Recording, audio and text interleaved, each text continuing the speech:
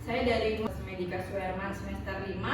Di sini saya akan melakukan penyuluhan atau edukasi terkait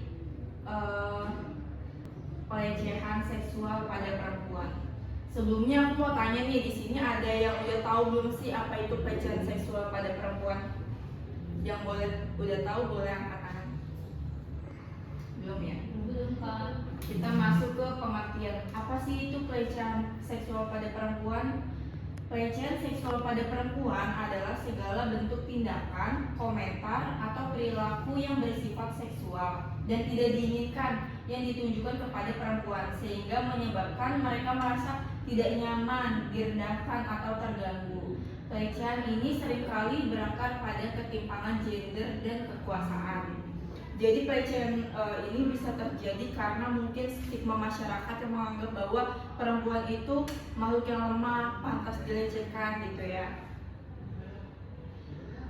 Apa aja sih fakta-fakta tentang pelecehan seksual pada perempuan? Yang pertama, perempuan lebih rentan menjadi korban karena norma sosial dan stereotip gender. Yang tadi saya bilang, perempuan itu tuh kayak dianggapnya itu jadi objek seksualitas. Mereka merasa bahwa oh ya udahlah, nggak apa-apa, namanya juga perempuan.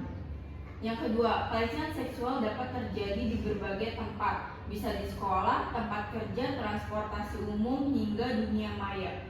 Yang di sekolah itu bisa terjadi anak SD yang emang udah dia terbiasa nonton video porno, yang bisa menjadi itu tuh hasrat seksualitas dan diarahkan kepada teman perempuannya sendiri. Yang kedua, tempat kerja itu biasanya tuh terjadi di atasan dan bawahan. Yang atasan itu merasa bahwa oh bawahan nggak bisa ngelawan gitu, dan yang atasannya merasa punya kuasa. Lalu di transportasi umum, bayangin nggak sih di transportasi umum di mana kita baru pertama kali ketemu mereka, dan mereka ini si pelaku seksualitas itu merasa bahwa oh ya udahlah nggak apa-apa dilecehin, toh baru pertama ketemu nggak kenal gitu ya. Yang ketiga, banyaknya kasus pelecehan seksual pada perempuan tidak dilaporkan karena rasa malu, takut disalahkan, atau kurangnya dukungan. Biasanya itu korban pelecehan seksual itu ngerasa bahwa apa gue diem aja ya, apa nggak usah lapor ya, karena mereka tuh mikir bahwa aib gitu, dilecehkan itu sebagai aib yang harusnya tuh orang-orang nggak tahu gitu. Bentuk-bentuk apa aja sih pelecehan seksual pada perempuan? Yang pertama itu ada tindakan yang verbal. Pertama, komentar vulgar tentang tubuh atau penampilan. Yang kedua, godaan atau ajakan seksual yang tidak diinginkan. Yang ketiga, candaan seksis yang merendahkan perempuan. Ini bisa jadi di dunia maya atau di sosial media ya maraknya. Yang kedua, nonverbal, itu tatapan tidak senonoh. Kedua, isyarat atau gerakan tubuh bernada seksual. Yang ketiga, mengirim gambar atau video pornografi tanpa persetujuan merendahkan perempuan. Jadi kayak ngirim video-video porno atau seks itu bisa masuk ke pelecehan seksual dan itu bisa dilaporkan. Bagian yang kedua, isyarat atau gerakan tubuh bernada. Kalian pernah nggak sih kayak ngalamin catcalling? Itu tuh udah termasuk pelecehan seksual dan bisa dilaporkan juga. Terus yang ketiga, fisik. Menurut saya pribadi ya, pelecehan seksual yang udah menyentuh fisik itu bentuk pelecehan seksual yang paling berat, karena itu udah menyentuh anggota tubuh kita yang emang mereka nggak ada hak buat nyentuh itu. Yang pertama, menyentuh bagian tubuh tanpa izin. Yang kedua, mencoba mencium atau mendekati secara paksa. Dan yang parahnya lagi bisa terjadi tindakan pemerkosaan. Yang keempat, online atau cyber harassment. Itu contohnya, pertama, pelecehan melalui media sosial seperti pesan tidak senonoh atau ancaman.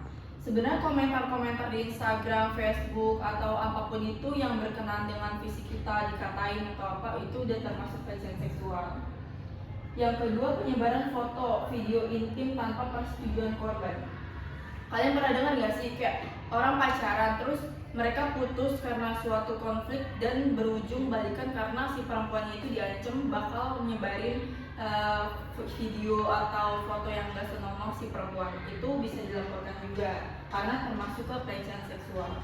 Yang ketiga, komentar bernada seksual pada unggahan perempuan, seperti contoh tadi di media sosial. Terus dampaknya apa aja? Yang pertama, psikologis, itu bakal menimbulkan trauma berat, kecemasan, dan depresi. Yang kedua, di bagian sosial itu dia merasa bahwa karena dia udah menjadi korban, dampaknya itu dia jadi tertutup. Yang ketiga, di fisik, gangguan kesehatan yang disebabkan oleh stres, cedera akibat pelecehan fisik. Itu biasanya terjadi jika tingkatnya itu udah pemerkosaan. Terus caranya apa aja untuk mencegah pelecehan seksual? Yang pertama, beri pendidikan seksual sedini mungkin. Jadi untuk anak SD, SMP, bahkan TK itu mereka harus dikasih pemahaman bahwa seksualitas itu sangat penting gitu, dan pelecehan seksual itu sangat berbahaya. Minimal tuh mereka harus tahu bagian apa aja sih yang nggak boleh disentuh sama orang lain. Yang kedua, bela diri. Pelajari teknik bela diri dasar untuk melindungi diri. Minimal banget kalau misalnya kita jadi korban, pertama harus berani untuk tegur. Yang kedua ya minimal tampar atau melakukan tindakan yang membela diri gitu. Yang ketiga, hindari tempat sepi. Pilih rute yang aman dan terang saat berpergian. Kita juga sebagai perempuan lebih baik untuk mencegah lah ya. Lebih baik jalannya itu minimal berdua, ditemenin sama keluarga atau suami.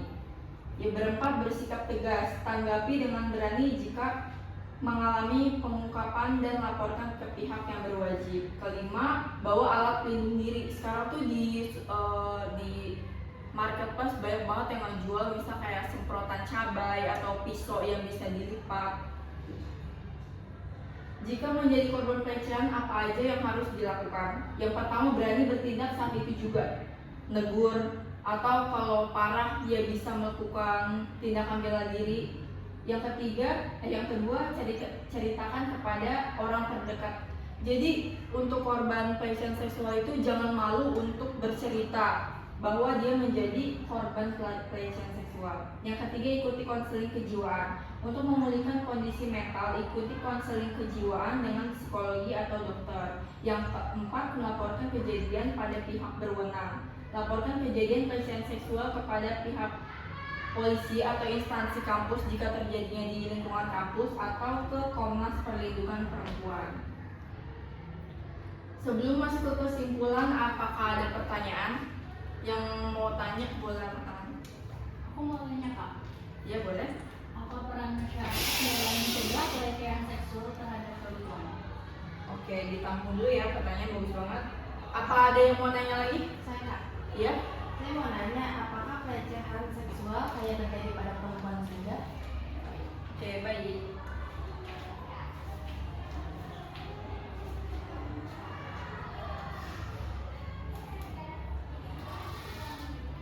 Pertama aku mau jawab pertanyaan dari siapa namanya? Ardani. Apa peran masyarakat dalam mencegah pelecehan seksual terhadap perempuan? Masyarakat itu punya peran penting banget buat mencegah pelecehan seksual. Yang pertama, tidak menyalahkan korban. Karena yang tadi udah dijelasin di PowerPoint, stereotip masyarakat itu menganggap bahwa korban juga pelaku seksual. Mungkin karena dia dilecehin karena dia pakai baju seksi. Itu tuh masyarakat nggak boleh berpikiran seperti itu ya. Yang kedua, mengedukasi lingkungan tentang pentingnya kesetaraan gender, bahwa jangan menganggap mentang-mentang dia perempuan dianggapnya lemah atau jadi objek pelecehan seksual. Yang ketiga, melaporkan jika melihat atau mengetahui pelecehan terjadi. Misal kita lagi di tempat umum, terus kita melihat oh dia kayaknya dilecehin, itu jangan segan untuk tegur ya. Terus pertanyaan kedua oleh siapa? Laura. Apakah pelecehan seksual hanya terjadi pada perempuan? Itu enggak ya. Pelecehan seksual bisa terjadi laki-laki atau perempuan. Tapi karena perempuan lebih sering jadi korban karena faktor budaya, ketimpangan gender, dan stereotip, jadi mereka tuh jadi objek seksualitas gitu. Apakah udah jelas jawabannya? Udah Kak. Oke, masuk ke kesimpulan. Pelecehan seksual terhadap perempuan adalah tindakan merendahkan dan menyerang yang dapat menyebabkan dampak fisik dan psikologis yang serius. Menurut data, perempuan merupakan korban utama kekerasan seksual dengan kasus 11.686. Jadi itu tahun 2022, dimana sekarang udah tahun 2004. Apakah berkurang atau malah tambah banyak? Tindakan ini tidak hanya seksual yang berpotensi mengganggu kesehatan mental dan reproduksi korban. Upaya pencegahan harus melibatkan pendidikan, dukungan hukum, dan kampanye kesadaran untuk menciptakan lingkungan yang lebih aman bagi perempuan. Oke, terima kasih untuk teman-teman yang sudah meluangkan waktu mendengarkan penyuluhan dan edukasi ini. Semoga edukasi ini menjadi manfaat dan menjadi jembatan ya untuk supaya sadar bahwa pentingnya pendidikan edukasi seksual secara dini. Terima kasih.